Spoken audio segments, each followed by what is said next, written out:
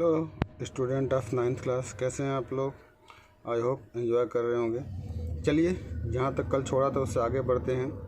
अब देखते हैं जो पालमपुर का कल्टीवेशन एरिया है वो ईयर वाइज कैसे बढ़ रहा है। तो सामने एक टेबल दी हुई है बच्चों, इसको देख के आप समझ सकते हैं कि 1950 में 120, 1960 में 130, 1917 में 140, 1918 में 140 है, 1919 में भी देखिए 140 है, 2000 में भी 140 है, 2010 में 155 है और 2012 में भी आप देखेंगे दो यहाँ पर 155 मिलियन हेक्टेयर्स में है, दिया हुआ है बच्चों ये। ओके, देखिए अब सोर्स की बात कर लेते हैं। State of Indian agriculture 2015-16 decorated the economic and statistics department agriculture, the corporation and the farmers welfare। एक संस्था है जो किसानों के वेलफेयर के लिए कार्य करती है। ठीक है जी, उन्होंने अपनी ये रिपोर्ट प्रस्तुत की है जिससे पता चलता है कि जो पालमपुर के लोग हैं वे कितनी तेज़ी से अपने यहाँ पर जो भी कल्टीवेशन एरिया है उसको बहुत तेज़ी से बढ़ा रहे हैं। कुछ क्वेश्चन हमारे माइंड में आता है, जैसे it is important to increase the area under the irrigation. Why? Okay. Second, we have read about the crops grown the Palampur.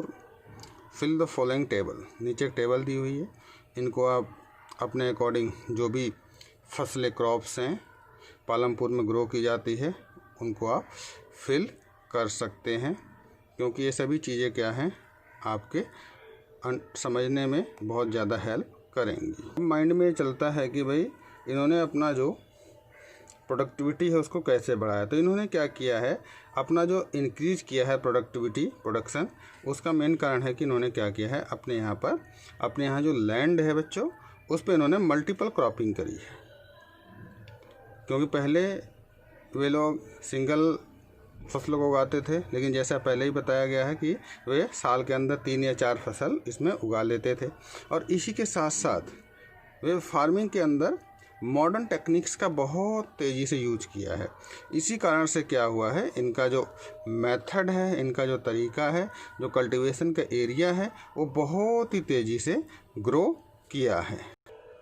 Methods के साथ हम देखेंगे कि इन लोगों ने क्या किया है, अपने यहाँ पे बहुत अच्छी क्वालिटी के सीड्स, हायर एल्ड वैरायटी के जो सीड्स हैं उनका यूज किया है। क्योंकि अगर हम अच्छी क्वालिटी के हायर एल्ड बीजों का यूज करते हैं तो इससे जो हमारा प्रोडक्शन है वो बहुत तेज़ी से बढ़ने लगता है और फसल भी हमारी बहुत अच्छी क्वालिटी की हमें देखने को मिलता है।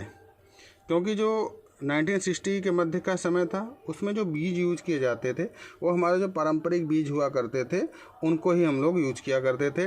तो इससे जो फार्मर्स होते थे उनको ज़्यादा बेनिफिट्स नहीं होता। लेकिन बाद में क्या हुआ, फार्मर्स ने क्या किया, अपने यहाँ पर इरिगेशन के साधन बनाए, जो मैन्यूर हुआ उन्होंने काऊ डग के माध्यम से यूज किया, नेचुरल फर्टिलाइज़र का यूज करना शुरू कर दिया।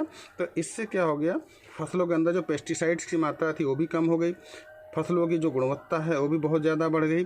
और क्योंकि बहुत सारी ऐसी चीज़ें हैं जो यहाँ पर जो गांव वाले थे उनको बहुत आसानी से अवेलेबल हो जाते थे। तो यही कारण है कि इन्होंने क्या किया है, बहुत ही तेज़ी से अपने यहाँ पे फसलों को की जो प्रोडक्टिविटी है उसको बहुत तेज़ी से बढ़ाया है। और इसी के साथ साथ अगर देखें आप ग्रीन रेवोल्यूशन, जिसको हम लोग हरित क्रांति के नाम से जानते हैं, 1916 में इंडिया में इसको इंट्रोड्यूस किया गया था। और इसका जो मेन पर्पज था वो था वीट और राइस में देश को क्या करना है, आत्मनिर्भर बनाने के लिए ये प्रोग्राम चलाए गए थे। इसके अंदर गवर्नमेंट ने बहुत अच्छी क्वालिटी के जो सीड्स थे उसको किसानों के लिए प्रोवाइड कराए, और इन्होंने जो हमारे किसान थे उनके लिए लोन प्रोवाइड कराया, जिससे कि वे अपना जो अच्छी तरह से कल्टीवेशन का कार्य है वो कर सकें, खेती कर सकें। ठीक है, किसानों को जो भी फर्टिलाइज़र लेना है, टूल्स ख़रीदना है, उन सभी के लिए गवर्नमेंट ने क्या किया, इनको सब्सिडी देना शुरू कर दिया। और सबसे अच्छी बात है कि यहाँ पर जो भी किसान हैं वे अच्छी क्वालिटी के, बहुत ही बढ़िया क्वालिटी के HY सीड्स का यूज करते हैं, जिससे क्योंकि यहाँ पे पानी की भी मात्रा बहुत अच्छी है, केमिकल्स बहुत कम यूज करते हैं। तो यही कारण है कि यहाँ पर जो है प्रोडक्शन बहुत तेज़ी से बढ़ा है और जो लैंड है उसका इन्होंने प्रॉपर वे में यूज किया है। नीचे आपने देखा है यहाँ पे बहुत अच्छा इन्होंने एक डायग्राम बना रखा है, बहुत अच्छा समझाने का प्रयास किया है कि इन्होंने मॉडर्न फार्मिंग के अंदर HYV सीड्स का यूज करके जो केमिकल है उसको बहुत कम कर दिया है। जैसे HYV सीड्स लिया है इन्होंने, उसके बाद उन्होंने फर्टिलाइज़र यूज किया है, पेस्टिसाइड्स है, डैम्स हैं, इलेक्ट्रिसिटी है, इरिगेशन के लिए इन्होंने क्या क्या यूज किया, कैनाल का यूज किया है, पंप का यूज किया है। ओके, मॉडर्न फार्मिंग में इन्होंने ट्रैक्टर का यूज करना शुरू कर दिया है, डीजल की गाड़ियाँ जो है उसको यूज करने लगे हैं। तो इस प्रकार से बच्चों हम देखते हैं कि हमारे यहाँ जो किसान हैं पालमपुर के, उन लोगों ने बहुत ही तेज़ी से अपने आप को डेवलप किया है और हमारे देश की जो इकोनॉमी में अपना बहुत बड़ा योगदान प्रदान किया है, जिससे कि हम लोग आज भी मॉडर्न टेक्निक्स का यूज करके अधिक मात्रा में फसलों का हम उत्पादन कर सकते हैं।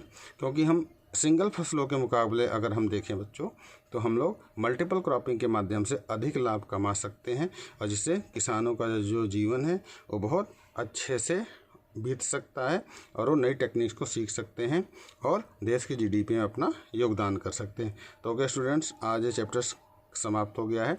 कल इस चैप्टर्स के आपको क्वेश्चन आंसर दे दिए जाएंगे। I hope. Okay, bye.